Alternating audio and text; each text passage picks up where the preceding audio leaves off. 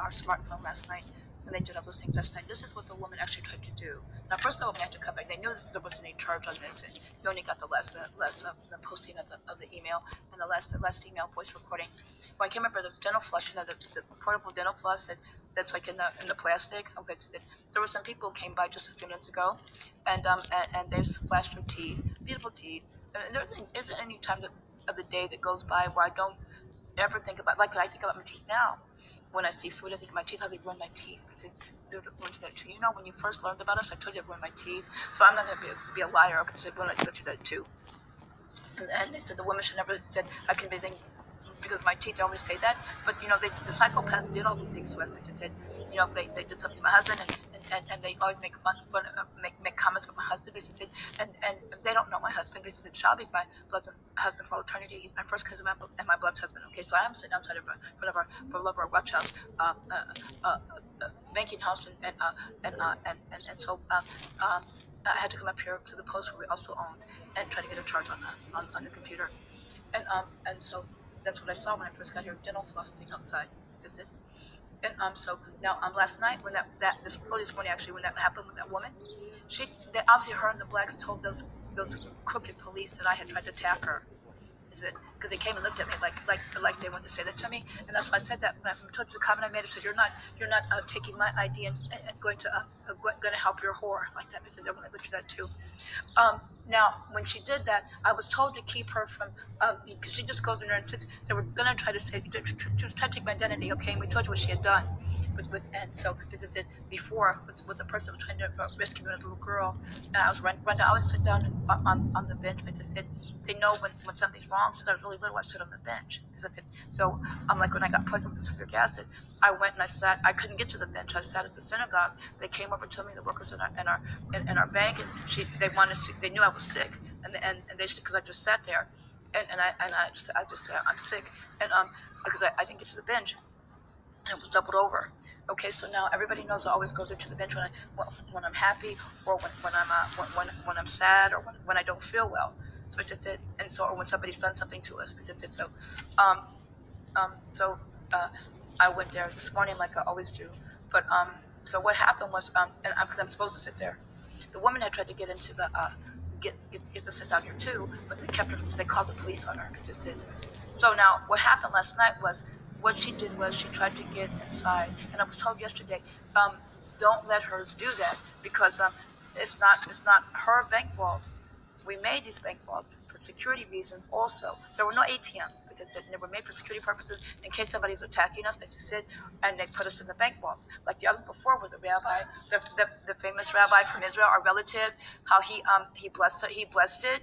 And so when they found it, I sat in it, then the harlots, the prostitutes are coming to take over, so they had to seal it at night. We own that too. The post ATM is inside.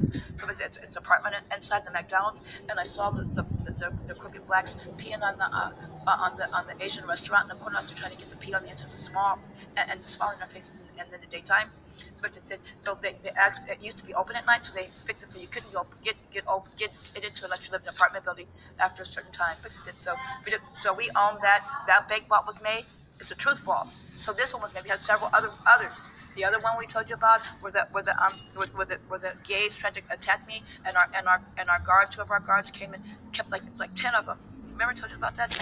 About 10 guards that came, about 10 people that came to try to attack me, and the guards risked their lives and knocked them away. They tried to get inside and try to attack me when they were trying to have a gay march. As I said, so with the Starbucks that was also owned, the men that worked there, they were trying to help them to attack. So that's another bank vault that we have. Okay, so this one here, they told me nobody ever went inside till they saw me go inside.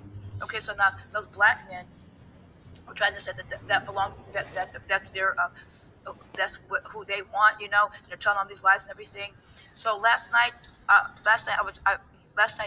when they let me see what happened to the bench, what they had tried to do was try to get me down here when they did that, try to attack that day, and they were trying to get me down here so somebody could try to attack me on the bench. And my boss told me not to go because when I saw the bench, I realized what they had tried to do. Like I tried to tell me what they were trying to do. I said, so the woman they told me to stay at the vault, stay by the vault, don't go because darker by our house, and I'm trying to do something to us, but to do something to me.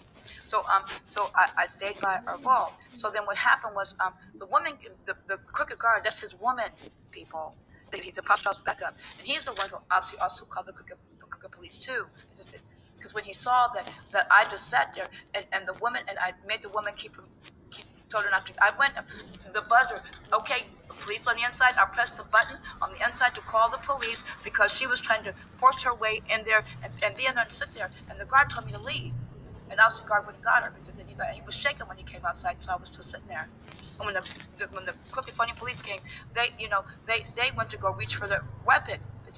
They had told, I could read the man's mind, that the woman and obviously the guard in the black suit said I had tried to attack her. It's not true because we look at it, I kept getting away from her. She kept trying to get in my face because with her hand trying. Somebody told me, wear your glasses like that because they remembered. They knew who she was and I didn't remember her. But and I remembered. I said I know that they're trying to poke my eye out. I said I know I'm supposed to wear the glasses. But and so to make a long story short, when she saw me ring the buzzer, she left. And then those crooked police came, and they went to go reach for their weapon, like that. The one business and the one that I noticed, when I went to go get my food bag, pick it up off the ground, because this is what I did it too. So what they did was tell that I had tried to attack her. She tells people that I'm her, and basically she's not me. And something else happened at the bank too. When I told you I couldn't here, this man walked by, and I know that he was a fake Saudi. He's not real. And then some Indian people I saw, or Indian person I saw walk by, and then a car Indian restaurant went by. So I know that the man that's a fake Saudi kind of reminded me of the men that Lufthansa bank heist people kind of like. It's a Leah man. This is they're dark. Business and some of them forming a Leah people. Business and I essentially tried to kill my husband. What they tried to do was all of those. That woman, she's not Saudi either. She's a black woman. They